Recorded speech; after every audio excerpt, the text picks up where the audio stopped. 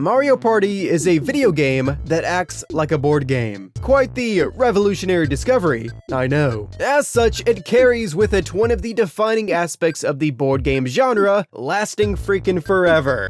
Spaces. Yep, it doesn't matter if you're partying on a tropical island, in the woods, high up in the sky, or even space itself, there's gonna be spaces everywhere you go. I mean, imagine booting up Westernland and it looking like this. Like what? Everybody's main focus is always on the mini-games, boards themselves, item play, or I guess the character roster. Yet spaces are the skeletal backbone that keeps the party moving in more ways than one. Broadly speaking, they regulate how you travel around the boards and are the trigger that makes events happen, sometimes in quite the literal sense. Some spaces are beneficial, some are a detriment, yet most are in a gray in-between. Mario Party is just very dynamic like that. But it's vital that any individual entry has a solid lineup of said spaces, as you can have the best board layout imaginable, though if every other time you stop to land on a space, you're groaning in disgust, that can be quite the problemo. Now, over the years, with each preceding installment, there's been plenty of new space mechanics introduced, and ones that were entirely left to the wayside, for better and for worse. So that got me curious, pondering what are the best and worst spaces throughout the long lineage of Mario Party. Of course, the only way to solve that riddle is in classic ranked list fashion. First, however, let me lay some ground rules and whatnot. You may be wondering, what even makes a space good? Well, it's tricky to pinpoint that answer exactly, though I do have some general criteria. Whatever the space activates must be mindful of the game's pacing, meaning it doesn't drag out the length without being justified. It should strive, whenever possible, to keep the full party of players engaged in some shape or form. It shouldn't be game-breaking or an over-centralizing strategy, relatively speaking. There should be a decent amount of creativity taken within its content, and overall, a good space just uplifts the experience. This stuff will make more sense once I actually start talking about them, trust me. Also, a space's rarity isn't necessarily going to impact its quality. For example, a somewhat common item space isn't automatically better or worse than a rarer space such as chance time, and vice versa. It's more so what they each bring to the table, looking at them in a vacuum, give or take. For legacy spaces that have appeared in multiple games, and as such have received small or even big changes, I'm still gonna have it as one entry on the list as a sort of composite version. I'll try and lean towards its peak iteration while not totally dismissing any that are booty cheeks. This should go without saying, but I'm only covering landable spaces, so no star or free orb and candy walkthrough stuff. Speaking of which, capsule, orb, and hex spaces from 5, 6, 7, and DS I'm not including since they're more so items rather than concrete unaltering spaces. Lastly, I'm only going to be looking at the classic style of Mario Party. This means 1 through 8, DS, and Superstars. Anything outside of that I'm going to swiftly ignore, so sorry in advance to all 5 of you 9 fans out there. Alright, let's get this party started with somewhat of an honorable mention, I suppose. Number 0, blue and red spaces. So, yeah, I feel as though it would be a little strange to rank these two alongside all the others, as they're the bona fide vanilla spaces of the series. You land on one and you either get a few coins or lose a few coins, as shrimple as can be. However, that's not to say they have nothing interesting going on, as landing on a blue space in most entries will provide the slightest sliver of a chance to spawn an infamous hidden block. Barring DS's naughty Z-Star shenanigans, a hidden block is always sure to make you sit up in your chair licking your lips in anticipation to find out what's inside, usually being either 20 coins or a star. Yes, getting a random star out of the blue is definitely a peak Mickey Mouse moment that you just have to love. Now, I've seen entire games be swayed by someone, including myself, unknowingly maxing out their luck stat for that turn. And while the hidden block's locations are totally random, for you sweaty players out there, you are able to track which blue spaces have already been landed on to try and up your odds even by a little bit. Red spaces, on the other hand, don't hold as much craziness deep inside, though there are niche scenarios where you can opt to land on one in order to try and spawn some type of team-based minigame. Also, there is the red bonus star in 7 and 8 that awards whoever landed on the most red spaces throughout the game. So, I guess sometimes it does pay to suffer. Number 15. Mic Space.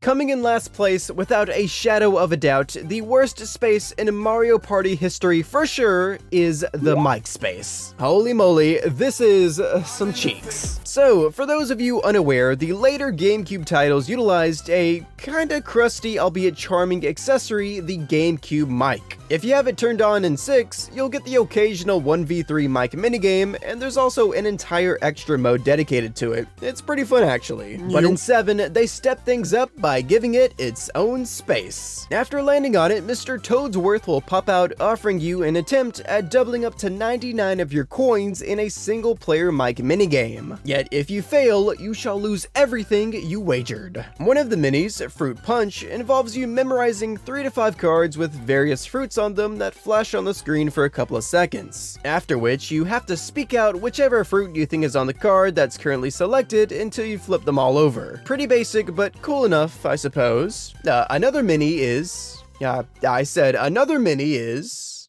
Where are the other mic mini games? Wait, that's the only one? Are you serious? Oh boy.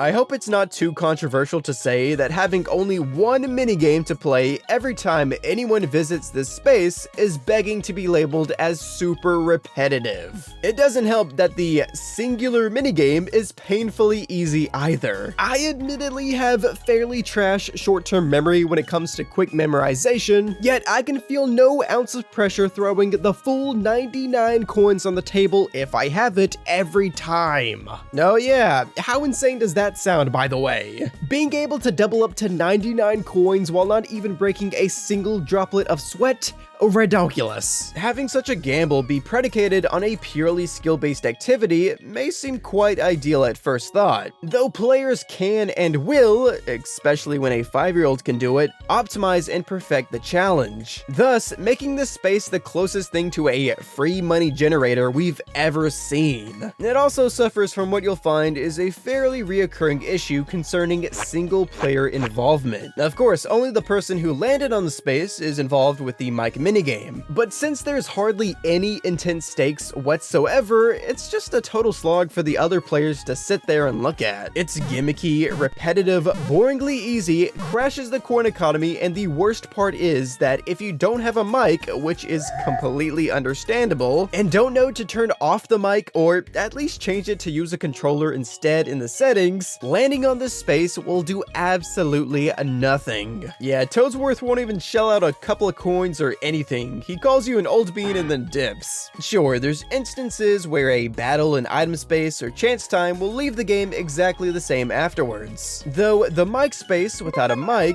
which again is an extra outside device, is the only time in this series where it's literally a straight up dead space. I'm genuinely completely dumbfounded at how dumb this is. Number 14, minigame space.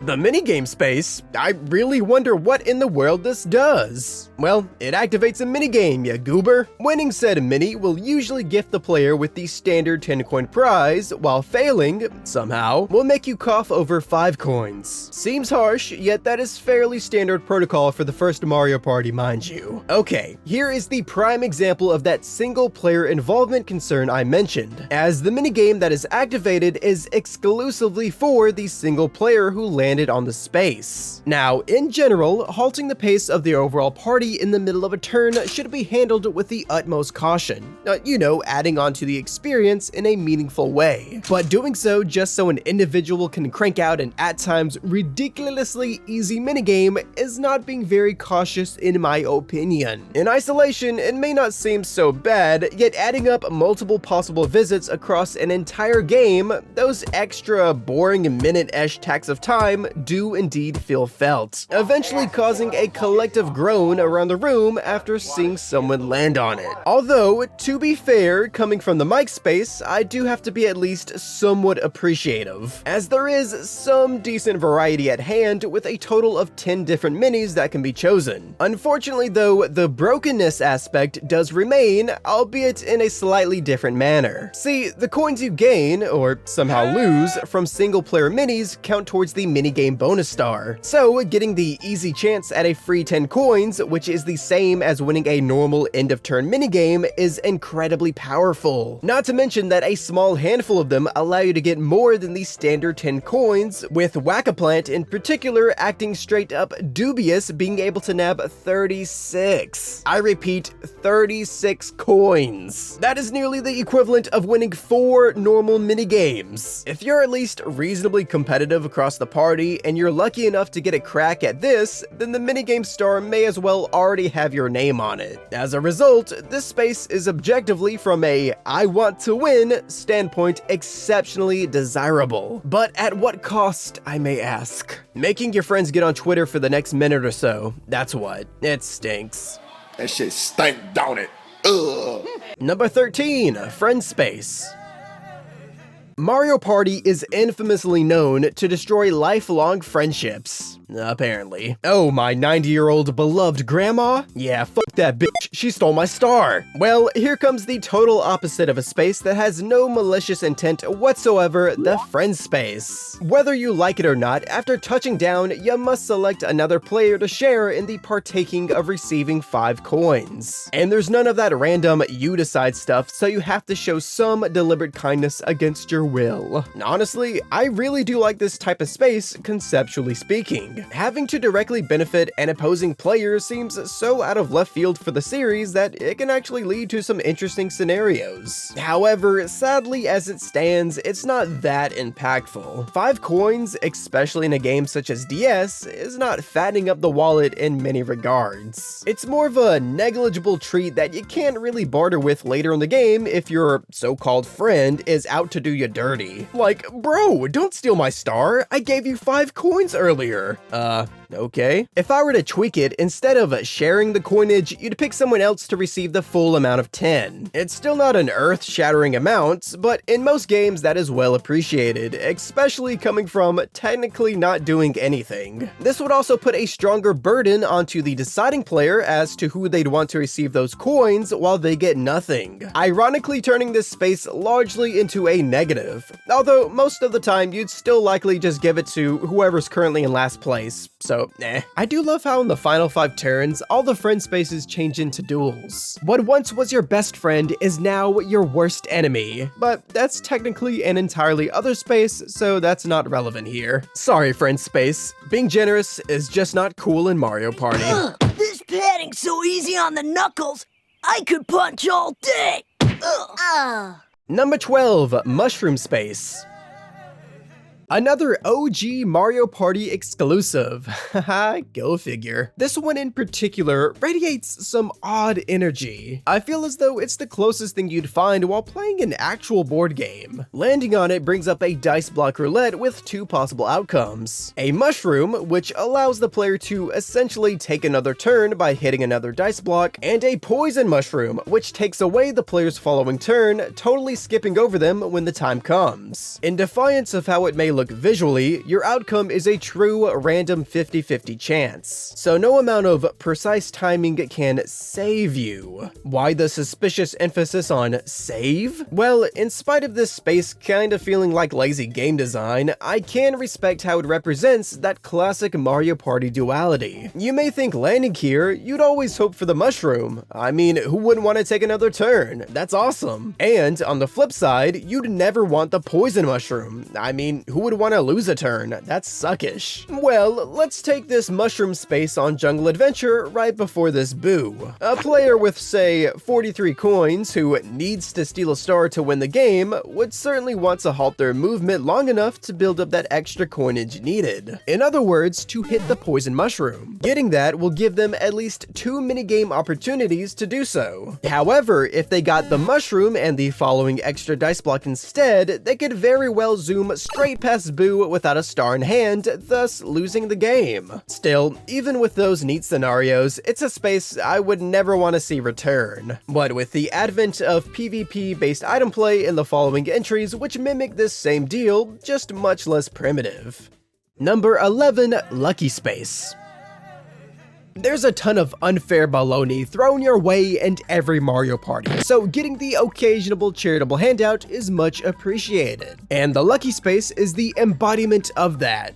in space form. Getting lucky enough, or using a guaranteed dice item, to land on one of these in either 8 or superstars will grant you a most bodacious treat, though the contents of said treat can wildly vary depending on which game you're talking about to an absurd degree, to the point where they almost feel like completely different spaces, which is further reflected by their rarity, only seeing 1 or 2 max in any 8 board while being plastered all around superstars. The latter lets the player hit a quickly moving, albeit timeable, roulette table with several options centered around getting X amount of coins or a certain item. Needless to say, this is a fairly low effort and quite frankly boring space. There's just no pizzazz attached to the prizes that make you feel lucky, like, oh boy, 12 coins and a chomp call, zooey mama. The only truly unique and interesting outcome being the next star you go to buy will be half off in price. It's something only attainable via this space alone while still being very practical. I wish there were more of that and less of what regular minigames and item spaces can easily give you. I also wish there weren't a million of them across every board, but anywho, 8's variation is certainly a lot more interesting, however, that interest comes alongside being absolutely broken. Now sadly, Mario Party 8 is my one and only real blind spot in the classic entries, as I've never played it before. But doing a little research, anyone can clearly see that these are absurdly powerful. Every board's lucky space has their own specific singular effect, a vast majority of which will send you to some secret short pathway leading to a bunch of coins, ending with a free star. Yep, that's right, land on one of these bad boys, and assuming the slim chance of other player interference doesn't occur, you're bound to get an entire star for free. Now, I must remind you that in 8, these spaces are scarce, though it still bugs me to have such a clear hotspot on most boards. While being rare can and probably should necessitate a big event of sorts happening, that event doesn't necessarily have to be such a guaranteed nice prize. You see a lucky space and you immediately want to land on it since there is virtually no risk involved with the huge benefits. You know, that usually being a whole star. Now don't get it twisted, I do genuinely like the concept of a lucky-esque space, but it's executed so poorly and differently in both parties that I can't think of an actual compromise to settle with without just redoing the whole thing. So yeah, if we can do that, then it'd probably move up a few spots. Oh, no? Okay, that's cool. Number 10, Donkey Kong Space. Once a member of the OG 6 that partook in the very first party, Donkey Kong would eventually be ripped away from the playable roster for quite some time. But don't feel bad, for he would go on to bigger and better things, being given his own space starting in 5. Acting as a direct counter to the dastardly Bowser space, in some titles even alternating with him in the same location, the DK space is all about giving you some goodies in the form of either coins or a star. Say that again? Yeah, hearing that, it may be slightly concerning coming off the heels of 8's lucky tomfoolery, though most iterations of the DK space aren't nearly as star charitable as the chances of nabbing one through his various events are way slimmer. DK Bonus summons a dice block, or barrel, that the player hits and claims whatever pops out. The coin values associated are decently juicy, ranging from single to double digits, upwards of 30, though there is the off chance in 5 that you can walk away with a single coin, which is flat out hilarious given that a plain old blue space gives you 2 more than that. The other main event comes in the form of DK minigames. In 5 and 6, these are always 4-player free-for-all minis that involve everyone mad dashing in some fashion towards as many bananas as their grubby little hands can get a hold of, which are then converted into coins based on a 1-to-3 multiplier. The best of these minis are centered around PvP interactions where you can actively compete against one another for the finite bunch of bananas on the field. Even if some of these are admittedly kind of fun, you do throw the pace of the party in jeopardy for what is essentially an extra coin minigame. Is it worth it? Well, every once in a while, it's not the worst thing, I suppose. Although, 7 tragically added single-player DK minigames into the mix, which everyone should know by now, the best usage of a multiplayer game's time is to watch watch one person play the game. These flat out stink. I mean, not to discredit the super casual base of players out there, but if you lose to DK in any of these, then you are total cheeks. Winning, however, can possibly nab you a free star. Now, I feel I sorta have to be fine with that thought, given it's the inversion of the Bowser space, in which an ideal version to me should be able to have the off chance to steal one of your stars. Though that should be done swiftly, not sitting through a bloated middleman. The prize for winning the mini is already decided beforehand, so just cut the unnecessary malarkey and go ahead and give it to me. In fact, we can see this type of deal in action with 5's DK Roulette, where you play a quick and simple dice game to get the star or not. Not only is the speedier action involved with getting the star RNG, but there's a lower overall chance of triggering the star giving event, as you also have to consider the DK bonus and minigame coin options appearing instead. Whereas in 6 and 7, it's more or less a 50-50 shot. The latter, of course, being those nasty single-player minis, and the former adding a star option onto the bonus block. Not a huge deal, but I think this is certainly a step down, as you lose that all-or-nothing sense of stakes with the roulette, which I found was appropriate given that you're getting a free crack at a freaking star. Here, if you don't manage to get it, you'll at least get some amount of coins, which will always be greater than what you'd find from a blue space, as they kick the 1 coin option to the curb. Again, not a biggie, but the loss of opportunity cost risk is noticeable. As the go-to generous gift giving space, I was extremely torn on whether I preferred this or the lucky space. Although, overall, I'm willing to take that extra, hopefully multiplayer, minigame here and there for a more non-meta defining space that also has a pinch of that Mario Party duality, but with the risk of giving coins to your opponents or even entire free stars through some of his specific events in 8. Plus, I mean, come on, the cheeky charm of a space owned by DK knows no bounds.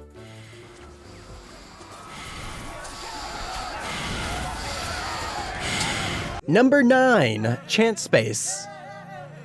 Oh brother, one of, if not the most well-known images across the entire series, Chance Time. The once-in-a-blue-moon crazy event that represents that infamous chaotic Mario Party energy to the utmost degree, having the chance to turn the game completely on its head. Anyone can gain or lose anything to anybody. 20, 30, all your coins, 3 stars, swapping your entire load with someone else? Yeah, with shenanigans like that, as soon as a player lands on this space, the entire room sits up with a sweat in their brow and a pit in their stomach. Last place can suddenly shoot up to first, or vice versa in a blink of an eye, or things can end in a whimper as you trade away a single coin. But hey, I'm here for all of it. So why is it so low on the list? Now let me be clear.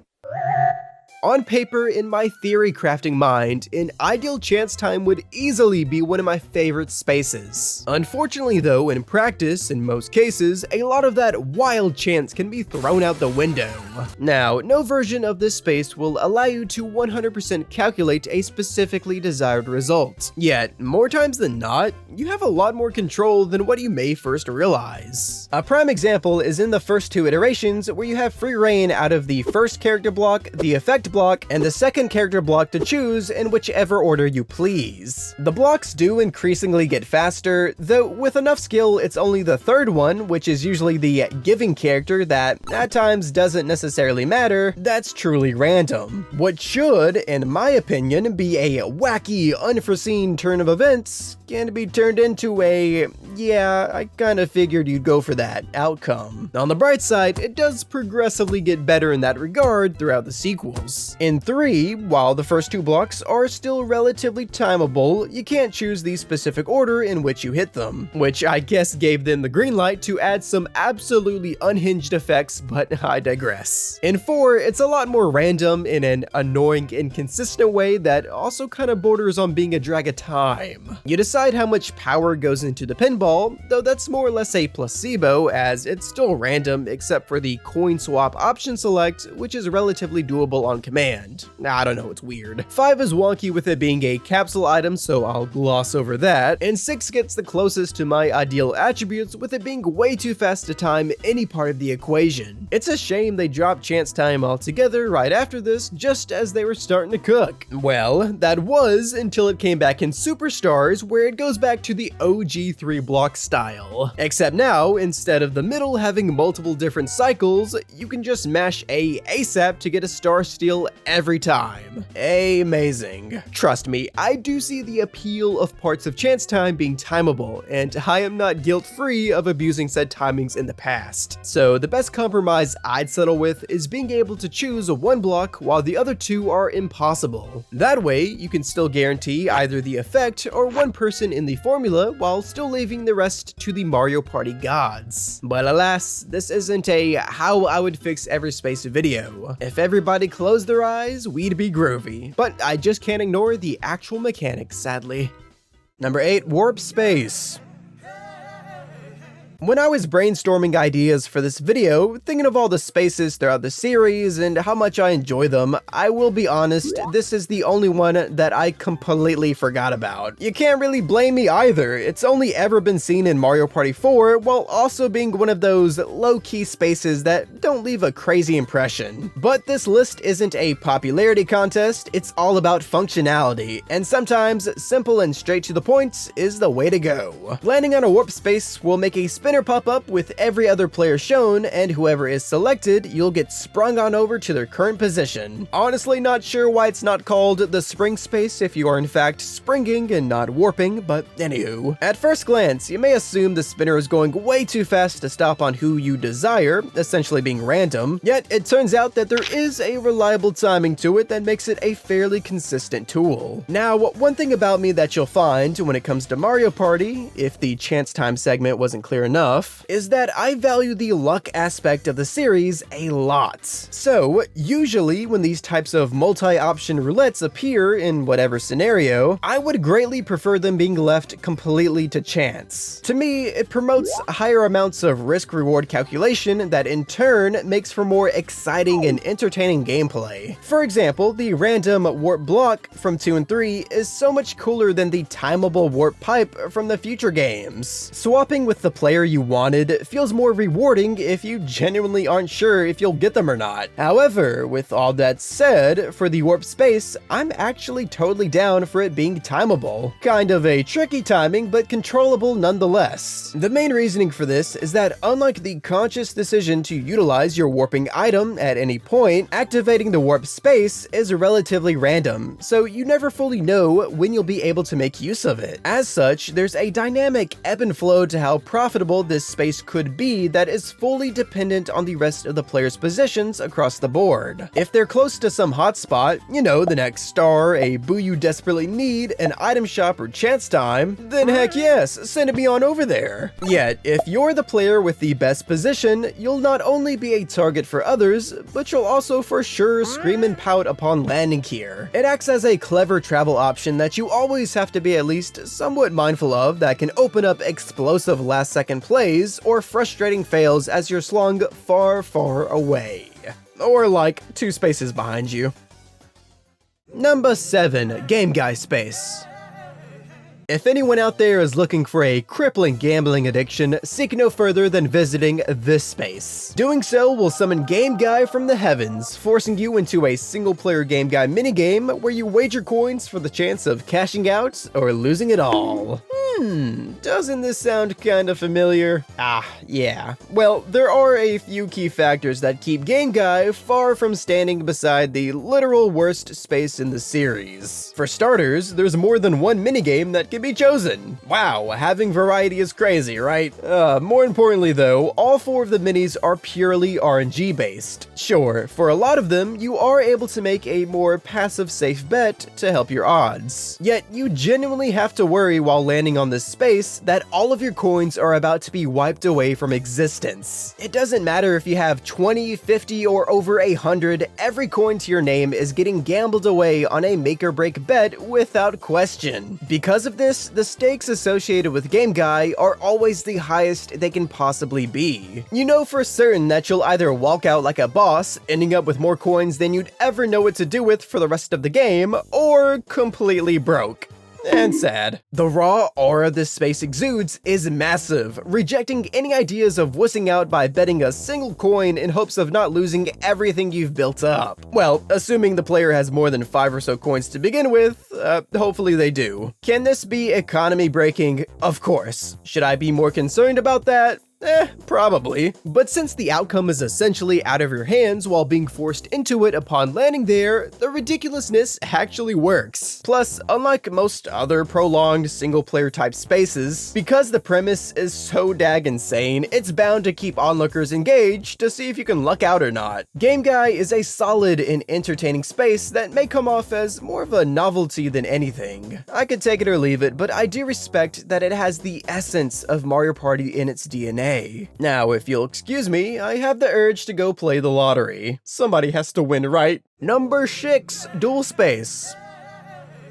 The Dual Space holds the unique honor of being the only real time, barring Mario Party 5, that a pre-existing item got turned into its own dedicated space. What once took a dueling glove in 2 and 3 can now be achieved by just rolling the right number. Doing so, of course, starts up a duel. The player who landed on the space and one other of their choosing duke it out for whatever the initiator puts up for stakes. Obviously, you can't hand out IOUs in Mario Party, so both sides must be able to pay out the wager if they should lose. In the olden days, you were only allowed to throw coins onto the table, but in the modern age of 2004, you're now able to gamble an entire star. No doubt doing so puts an immense amount of pressure onto the following minigame. Well, for the player who actually had to put their star up for grabs, that is. Yeah, alongside the addition of betting a star, you're able to substitute your own star for 40 coins in its place. This, I don't like in the slightest. Sure, 40 whole coins is nothing to scoff at, it surely will be felt if lost. Yet, at the end of the day, a star is simply on another tier of value compared to any coin amount. Thus, fighting for my life, trying to protect my star that someone else challenged me for while they'll only lose 40 coins doesn't sit right with me. If you put up a star, I should put up a star, and vice versa. Simple as that. 7 and DS's stakes are out of anyone's control as they're determined by some type of random roulette, oddly acting akin to those games missing chance times. I could go on an even longer spiel talking about which wager style is better, but right now I should be asking the question of if converting duels from an item to a standalone space was actually a good idea. Honestly, I see it as a bit of a double-edged sword. Making duels more sporadic can lead to some off-the-cuff huge plays, especially if they're activated during the endgame. Yet, by the same token, if someone who has no interest in currently dueling, whether it be that they hardly have any resources to throw down or that they have too many to risk losing in 6's case, lands on the space and bets a measly couple of coins, then the following entire minigame worth of time is rendered virtually pointless. Which I'm almost certain that all of you have seen this situation happen more than you'd like to admit. This tends to be doubly worse off since, of course, the duel minigame only pertains to the 2 participants. So the other 2 players can't even sit back and root for who they want to win, and instead are just twiddling their thumbs waiting for it to be over. If everybody was fearless chads that had meaningful stakes, then this would definitely be a top tier space. But you gotta consider the broke scaredy cats out there. Tragic. Number 5, Item Space. Anybody knows that items are integral to anyone's game when it comes to all kinds of board strategy. So having alternate methods of obtaining them outside of an item shop is necessary, and making a whole space dedicated to that seems like a no-brainer. However, the execution of that idea is mondo important. Mario Party 2 and Superstars send you into an item minigame where you play for one of multiple items presented. This should ring the "oh no, single player involvement" bell pretty quickly in your head by now, though on average I find that they go by a smidge quicker than most other solo player based stuff, lasting only like 10 or so seconds. If anything, the load times booting the darn thing up and down may be the biggest culprit. A majority of these minis, whether it's clear or not, are skill based, which may sound fine, ideal even, but you already know I have a slight issue with that. And yes, I swear I do value skill based gameplay when the time is right, I promise. So my logic here is, since the item you can get from the item space is free, it should be random, whereas the item you can get from the shop obviously costs money, yet you're hand picking it. Free but random, costs money but you choose. Sounds half decent, right? Plus, the item distribution being random can encourage different utilization of various items and not the singular one or two that most players will likely gun for every time, like the plunder chest, boobell, or custom dice. 4 steps full force in my direction with a plain old 50-50, picking between 2 chests for either the mega or mini mushroom. Quick and snappy, albeit on the boring side, with only 2 possible items you'll always get. 3, while not perfect, seems to be the best blend of these 2 styles. A French kiss of skill-based item minigames while also sporting these cute little Toad and Baby Bowser questions that give you random-ish items. And yeah, that's plural, mind you. The item minis can still cause that pinch of drag, but not triggering one every time the space is activated, with the random questions being a gateway to insane item pulls, is a wonderful compromise. If you can find that right mixture with combining flashy theatrics, interesting item dispensing, and snappy pace, then this space is an absolute must. Number 4, Bank Space. Ah, the Mario Party Bank, a place where getting robbed publicly is socially acceptable. This is quite the interesting space. For most of the time, it acts as more of a pass-by event, in which a Koopa will pop up demanding that you deposit coins into his bank. Even if you're down to your last 1 or 2, you still gotta cough him up. Social commentary or whatever. This will happen every time any player walks past the space until some lucky fellow eventually lands on it directly, where they are then awarded the total built-up coinage in one lump sum cash out. Some people may find this space irksome to deal with, what with constantly getting your coins nickel and dimed. Yet I see it as a wonderful way to help regulate the coin economy through a smaller gesture that doesn't outright erase coins, rather gradually builds up intrigue around landing on the space the bigger the bank grows, ultimately always leading to that "aw man" moment when someone manages to do it. The best part is that the bank favors no one in particular, so old Johnny in last place who desperately needs some type of jumpstart can nab those 50 coins, or little Susan in first who's well beyond stuffed with coins and stars aplenty can snag it for herself. Although I swear your odds of landing on it right after someone else does goes up by like 200%, turning into a rage-inducing dud space. Whether you're banking on landing on the bank or not, it's always important to keep their locations in proximity of yours in mind, especially if they're near coin-sensitive spots such as a star, item shop, or boo. Trust me, nothing stings worse than seeing your game plan crumble just because you didn't factor in the 5 coin loss you had to tank. The bank is overall a small space that can grow into a huge X factor, and if it was up to me, every Mario Party would have it.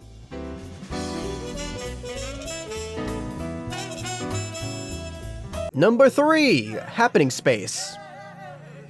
This one, or ones I should say, were definitely the hardest to accurately rank, since happening spaces are not only game specific but also board specific, many of which can have up to 3 or 4 different effects. Yet, keeping things simple, as the name may very well suggest, these spaces from a broad overview always make something, well, happen. And there's a few general buckets you can throw them in. You have happenings that directly correspond with the central board mechanics, such as flipping signs mid-turn on Woody Woods, sending the Sniffet Patrol out on Spaceland, or randomizing the pipes on Clockwork Castle. These are usually the most interesting by far, as it promotes engaging with the board itself and by proxy the other players. Take the Thwomp minecarts from Creepy Cavern. You're using this event to both travel to the other side of the board while also forcing any players on the track to come along for the ride. As a matter of fact, movement-based happenings may as well be in their own category because there are a ton of them. Whether you're taking a pastry-filled shortcut on Peach's birthday cake, getting blasted all the way back to start by cannonball shots on Pirate Land, or getting chased around by boulders in Pirate Dream. For the most part, I'll never complain about having more movement options at your disposal, willingly or not at times, so these are also great. And then we have happenings that are self-contained events that don't really impact the rest of the board quite as much, such as the center bomb on Waluigi's Island that'll explode anyone and all their coins who are caught up in it, this weird looking machine that'll either transform your orbs into different orbs or exchange them for retail value on EGAD's Garage, or the numerous coin events that give you a brief opportunity to nab a good chunk of change or even an item or two. The lattermost example I never enjoyed all too well, as they feel more like disconnected filler. Though, of course, along with every other happening, it's strictly board dependent, so your mileage may vary. Universally speaking, there's always the entertaining rat race between everyone to try and land on the most happening spaces throughout the party to nab that precious bonus star. Seems straightforward enough, however deciding which happenings to land on and when, assuming you even can, is all part of the fun, especially on boards that have unabashedly negative happenings that can throw your groove all the way off. Again, a happening space can mean a buttload of things, but if done right, they can help bring the board that they're on to life to the fullest extent. Just try not to make them extremely busted. I'm not naming anyone in particular. That one happening on Sweet Dream. Number 2, Bowser Space.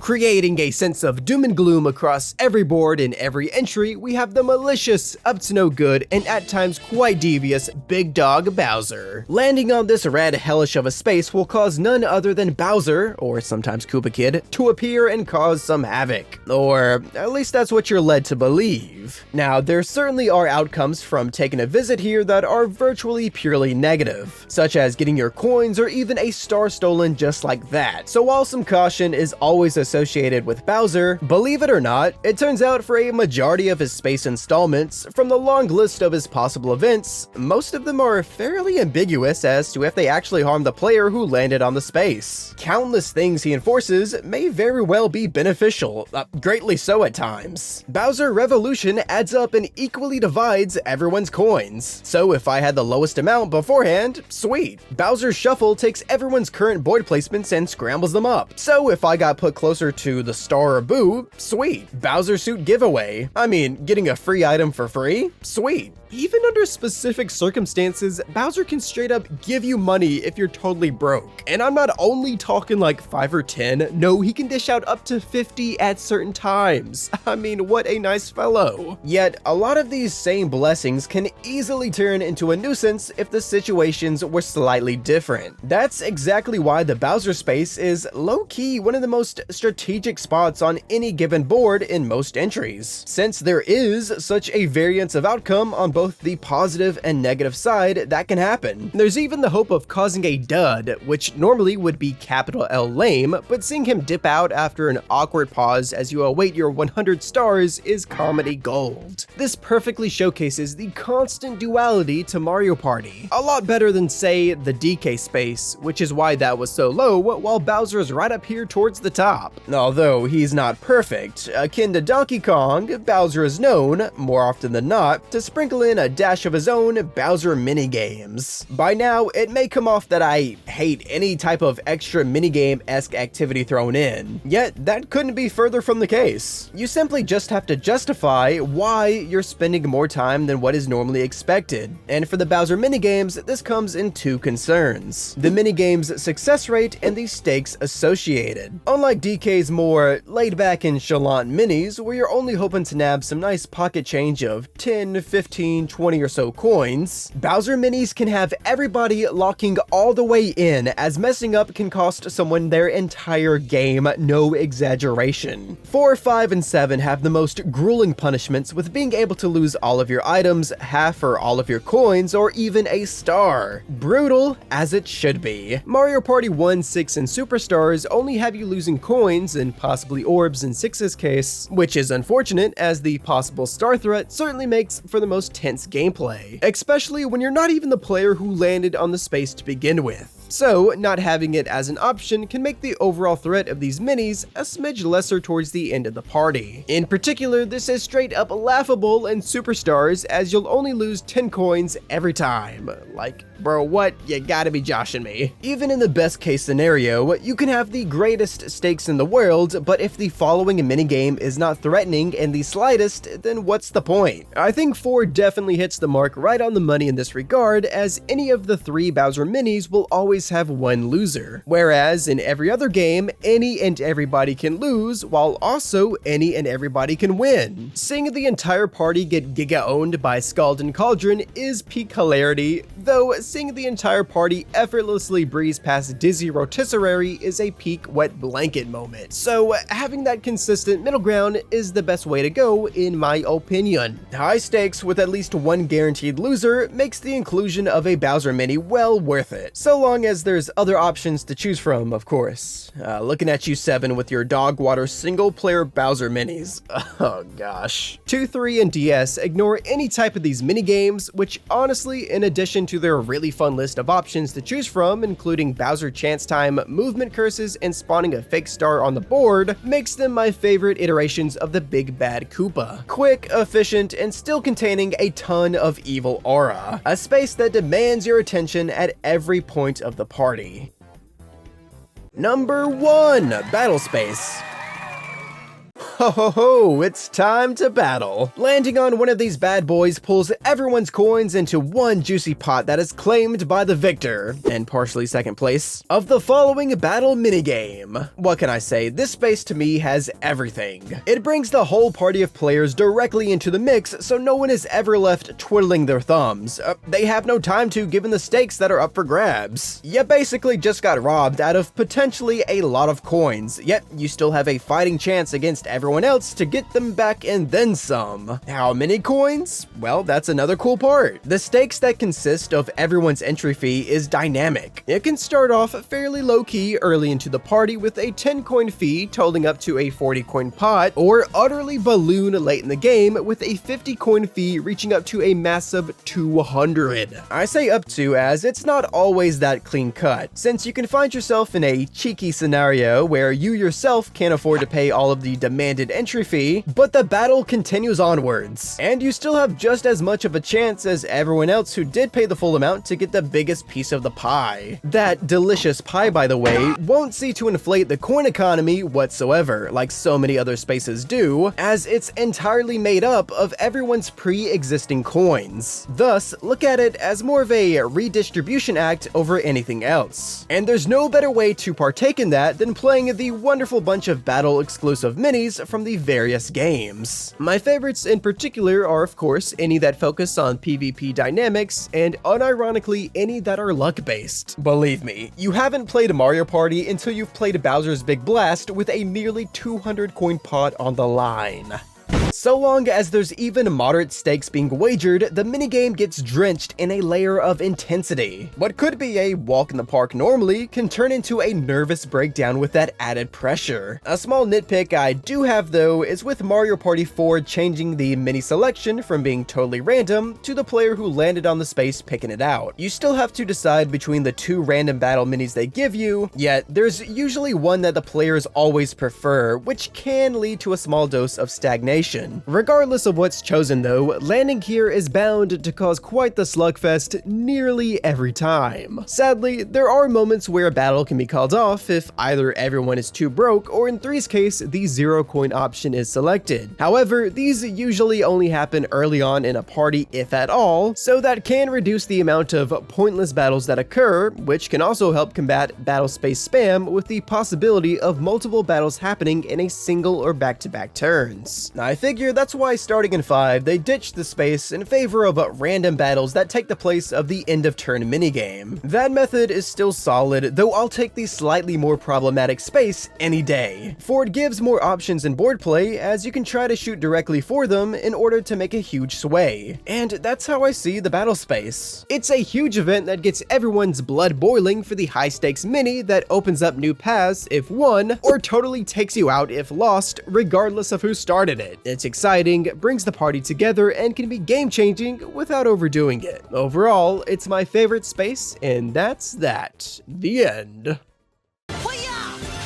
Well, there you have it, all the spaces from the classic Mario parties ranked by their goodness. I hope above anything else, this opens some of your eyes to how important the individual spaces are, because they more or less make up a game's general flow. Of course, there's always board specifics and item play and whatnot, but spaces are something you have to answer to literally at the end of every turn, so they are mighty crucial. Oh well, the mic space still sucks and so does 7.